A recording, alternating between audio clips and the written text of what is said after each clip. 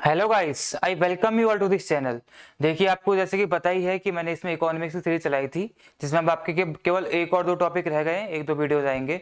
उसके बाद आपकी इकोनॉमिक्स खत्म हो जाएगी। जो आपके एसएससी और डिफेंस में आने वाली है, उसमें जितने क्वेश्चंस भी आप कहेंगे सारे यहाँ से सॉल्व हो जाएंगे। आपको करना क्या है, प्लेलिस्ट में जाना है, वहाँ पे सारी की सारी लगभग आई थिंक 15 से 20 के बीच में वीडियोज होंगी, सारी देख लेनी है। इनके बाहर से आपको इकोनॉमिक्स में क्वेश्चन नहीं बनेगा। आज के इस वीडियो में फिर से मैं आपके सामने आया हूं एक और टॉपिक के साथ, जो है प्रोडक्शन फंक्शन और कॉस्ट फंक्शन।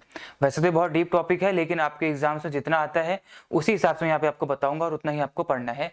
ज़्यादा टाइम वेस्ट नहीं करना है, ठीक है। तो मैं ज़्यादा टाइम नहीं लेता हूँ, सीधे शुरू करता हूँ। उससे पहले आपको करना क्या है, यहाँ पे हमारी वेबसाइट है, यहाँ पे जाना है। आपको अन्य बहुत सारे कोर्सेज आपको मिल जाएंगे।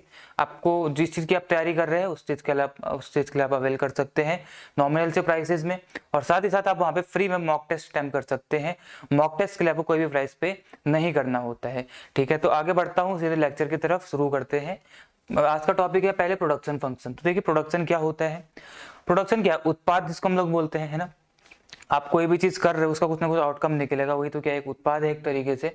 तो प्रोड्यूस करने के लिए, प्रोडक्शन के लिए कुछ ना कुछ चीजों की आपको जरूरत पड़ती है। वो सारी चीजें क्या कहलाएंगी इकोनॉमिक्स में, फैक्टर्स कहलाते हैं।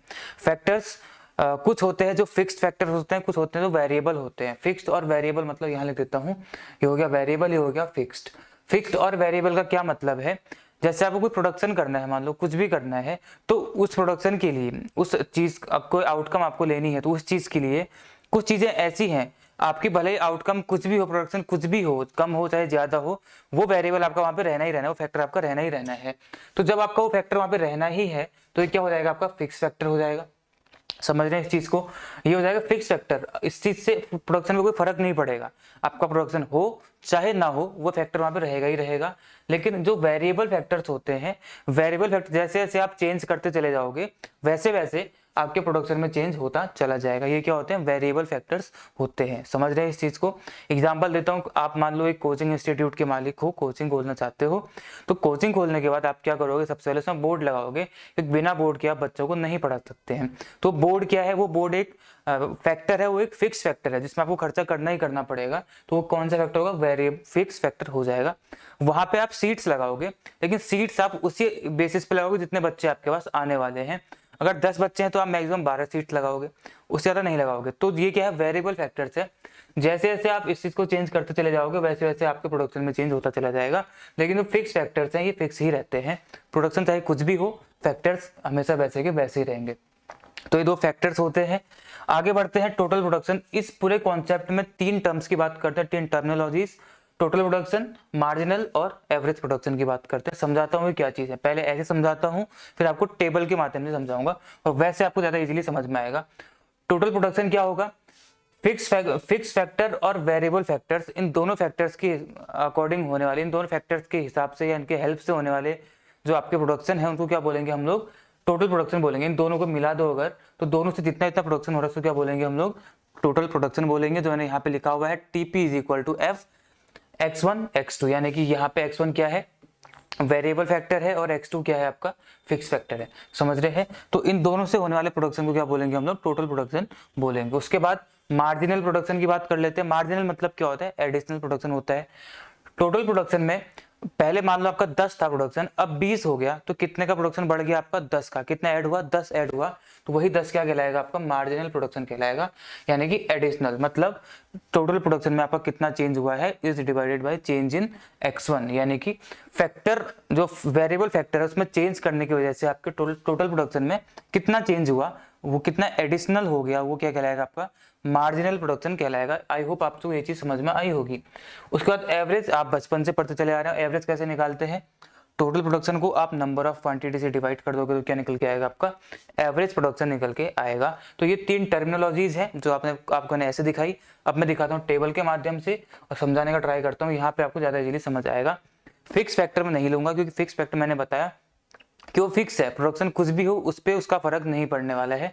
तो फैक्टर x1 ले रहा हूँ, यानी कि क्या है, वेरिएबल फैक्टर है, इसकी ही बात करूंगा, ठीक है। ये वेरिएबल फैक्टर हो गया, यहाँ पे टोटल प्रोडक्शन हो गया, ये मार्जिनल हो गया, और ये एवरेज प्रोडक्शन हो गया।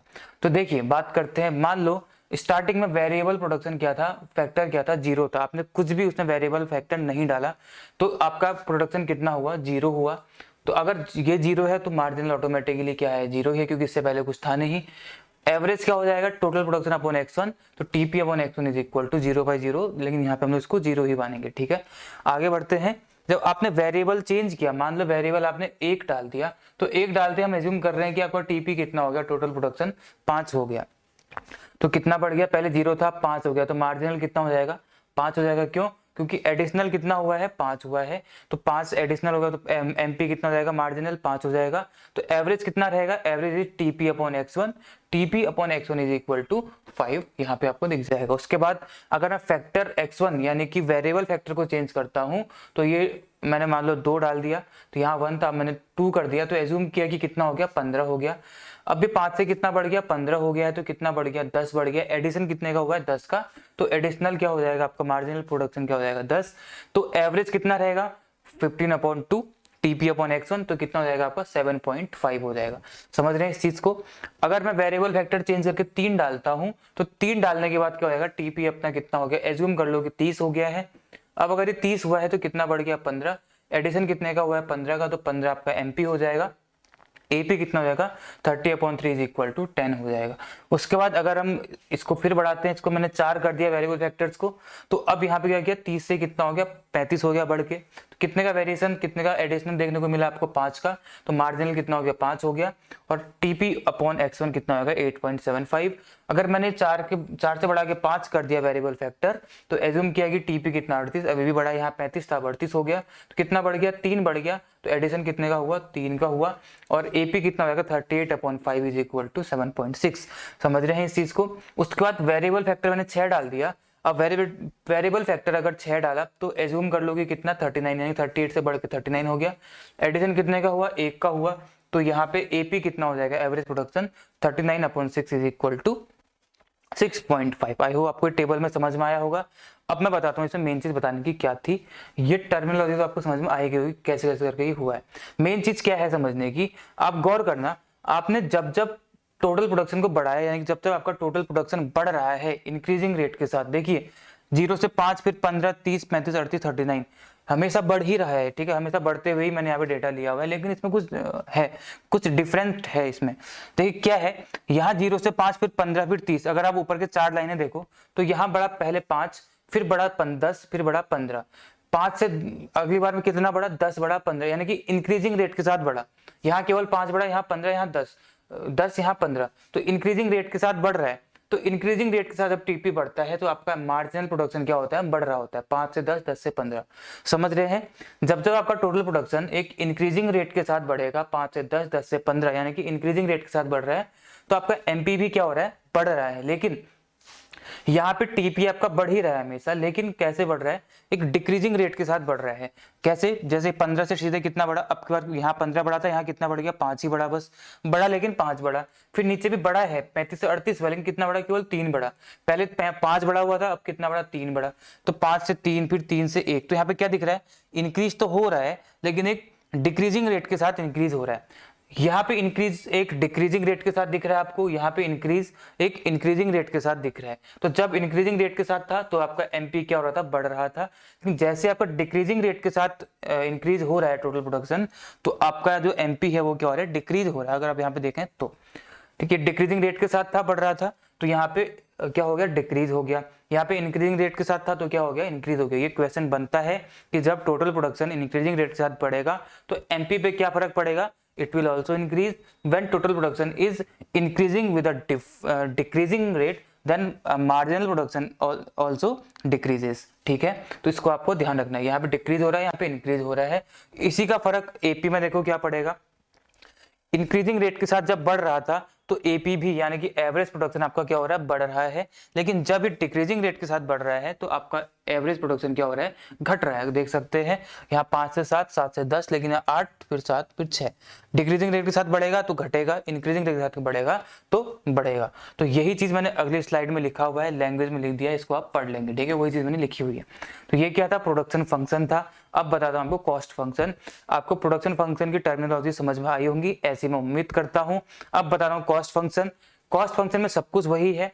कॉस्ट फंक्शन में क्या, लागत लगाओगे तो किस चीज के लिए, आउटपुट मिलेगा आपको, उस चीज के लिए, रिजल्ट के लिए।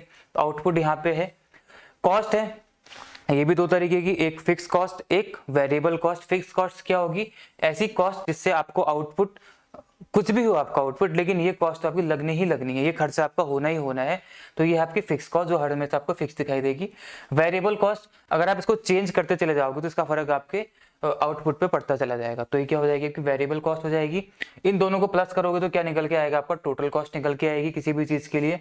अगेन मार्जिनल कॉस्ट क्या होगी? टोटल कॉस्ट में जितना इतना एडिशन होता चला जाएगा वो क्या होगी? आपकी मार्जिनल कॉस्ट हो जाएगी। AFC क्या है? Average of fix cost. AVC क्या है? Average of variable cost. AC क्या है? Average cost, that is the sum of AFC plus AVC। AFC plus AVC is equal to AC, it is written here, ठीक है। Now let us understand, let us assume the output at the first case is 0. When the output is 0, let's assume that fixed cost is 10 and it is always 10 because it is a fixed cost. अब ये fixed cost है तो हमें हमेशा इसको fix ही रखना पड़ेगा, तो this is 10 but the variable cost always varies, ठीक है, वेरी। तो फर्स्ट में क्या रखी मैंने? 0 रखी, क्योंकि आउटपुट 0 है तो मैंने इसको मैंने यहाँ पे 0 ही माना। तो टोटल कॉस्ट कितनी हो जाएगी? 10 प्लस 0 इज इक्वल टू 0। जब ये 0 है, सॉरी 10 हो जाएगा, तो मार्जिनल कितना है? पहले कुछ नहीं था, अब 10 है, तो क्या हो जाएगी? मार्जिनल 10 हो जाएगी। Then AFC, what is AFC?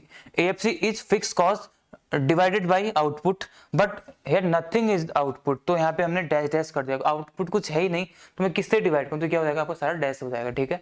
ये चीज आपको समझ में आई होगी कि हमें डिवाइड करने के लिए कुछ है ही नहीं, तो इसको डैश कर दिया मैंने। Now the output is 1, let's assume the output is 1, the fixed cost remains same as 10, then variable cost, let's assume it is 5. Now the variable cost is 5, fixed cost is 10, the sum of both is 15, that is total cost. Now the marginal cost, earlier the total cost was 10, now the total cost is 15. The how much the addition? Addition is of 5. Now the marginal cost is 5. AFC, what is AFC? AFC is FC divided by output. FC is 10, output is 1, then 10 upon 1 is 10. AVC, VC upon output, VC is 5, output is 1, then it is 5. What is AC? It is the sum of AFC plus AVC. It is now, it becomes 15, right? I hope you are getting it. It is 15. Now assume the output is 2, fixed cost remains same as 10, variable cost is 12. Now this is also assumed that it is 12. Now the total cost is 10 plus 12 is equal to 22. Now the marginal cost, what is marginal cost? The addition in total cost. Earlier the total cost was 15, now it is 22. How much more? Then earlier it is 7, then the marginal cost is 7. AFC, what is AFC? FC upon output, FC upon output is FC upon 10 upon 2 is 5, and AVC, VC upon output, VC is 17, sorry 12, 12 upon 2 is 6. Getting it? 5 plus 6, it is AC, it is equal to 11. Now let's assume that the output is 3, fixed cost remains same, it is 10. Now the VC means variable cost, let's assume it is 17. The total cost is FC plus VC is equal to 27. Marginal cost, earlier the cost was 22, how much addition in that? It is 5. 22 plus 5 is equal to 27. The marginal cost is 5 now. AFC is FC upon output. What is FC? FC is 10 upon 3 is 3.33. AVC again VC upon this, and AC is equal to AFC plus this is equal to 8.9. I hope you are getting it. Now in the last case output, let's assume it is 4, FC is 10. Now FC is 10 as always, as usual. Now variable cost, let's assume it is 20. Then what is total cost? FC plus VC, it is equal to 30, 10 plus 20, 30. Now marginal cost, earlier the total cost was 27, now it is 30. It is 3 more than 27, now marginal cost is 3. AFC, FC upon output, it is 2.5, you can calculate it. Now AVC, VC upon output, you can calculate it 5. AFC plus AVC is equal to AC, it is 7.5. 5 plus 2.5, 7.5. I hope you are getting this table. मैं समझता हूँ कि आपको table समझ में आई होगी. Now as हमने जैसे पहले वाला देखा था, ऐसे इस टेबल को समझने का ट्राई करते हैं उसी हिसाब से। इजी है टेबल, कुछ दिक्कत नहीं है इसमें। अगर आप यहाँ पे ध्यान से देखेंगे तो यहाँ पे भी क्या देखेंगे हम, जब जब टोटल कॉस्ट बढ़ रही है, as total cost increases, like here 5, here 7, again 5 and here 3, ठीक है, 5 7 5 3 ऐसे बढ़ी, जब इंक्रीजिंग रेट के साथ बढ़ रही है तो आपको मार्जिनल कॉस्ट क्या हो रहा होगा, यहाँ पे बढ़ते हुए दिखाई देगा, ठीक है। यहाँ पे 10 था, यहाँ पे 5, 5 हुआ, फिर 7 हुआ, लेकिन जब डिक्रीजिंग रेट के साथ बढ़ रही है तो ये घट जा रहा है उल्टा, ठीक है। 7 से कितना हो गया, 5 हो गया, फिर कितना हो गया, 3 हो गया। तो सेम केस है, जैसे वहां पे था इंक्रीजिंग रेट के साथ बढ़ रहा था तो मार्जिनल बढ़ रहा था, ऐसे यहाँ पे इंक्रीजिंग के साथ बढ़ रहा है, यहाँ पे बढ़ रहा है, घट रहा है, तो यहाँ पे घट रहा है, ठीक है। तो सेम केस वही है, इसमें कुछ समझाने का है नहीं, आई डोंट थिंक उसमें बताने जैसा कुछ है। जो आपको यहाँ पे रिलेशन देखने को मिल रहा है वही रिलेशन आपको एसी में देखने को मिलेगा, इंक्रीजिंग के साथ बढ़ रहा है और बढ़ते हुए रेट के साथ बढ़ रहा है। अगर यहाँ पे डिक्रीजिंग रेट के साथ बढ़ रहा है तो यहाँ पे क्या हो रहा है, घट रहा है। आई डोंट थिंक कि आपको समझाने की जरूरत है, पीपीटी या पीडीएफ डिस्क्रिप्शन में पड़ी हुई है, वहां पे जाके देखो और टेबल को, इस वाले को खुद समझने का ट्राई करो। मैंने ज़्यादा डीप में ये नहीं बताया, क्यों? क्योंकि मैं चाहता हूँ कि इसको आप खुद ही समझो, क्योंकि प्रोडक्शन फंक्शन आपको बता चुका हूँ। I want you to understand this on your own, ठीक है। आगे देखते हैं क्या है, आगे है फाइनेंस, हाँ ठीक है, आगे फाइनेंशियल मार्केट है, इसको मैं अगले टॉपिक में बताऊंगा। और जो आपका लास्ट टॉपिक रहेगा फाइनेंशियल मार्केट, इंटरेस्टिंग है, जो शेयर स्टॉक्स आप लोग पढ़ते हैं उस चीज़ के बारे में है, बेसिक जानकारी दूंगा, ज़्यादा डीप में वो नहीं रहेगा, और वो लास्ट टॉपिक रहेगा आई थिंक। उसके बाद आपकी इकोनॉमिक्स खत्म हो जाएगी, ठीक है। उम्मीद करता हूँ आपको आज का ये सेशन समझ में आया होगा। इसमें मैंने आपको बताया production function and cost function, बहुत ईजी सा था। इसके एग्जाम, आपके एग्जाम में यहाँ से बाहर क्वेश्चन नहीं बनने वाले, ठीक है। तो मिलते हैं आपसे इकोनॉमिक्स लास्ट सेशन में, जो रहेगा अगला फाइनेंशियल मार्केट। तब तक जय हिंद, जय भारत।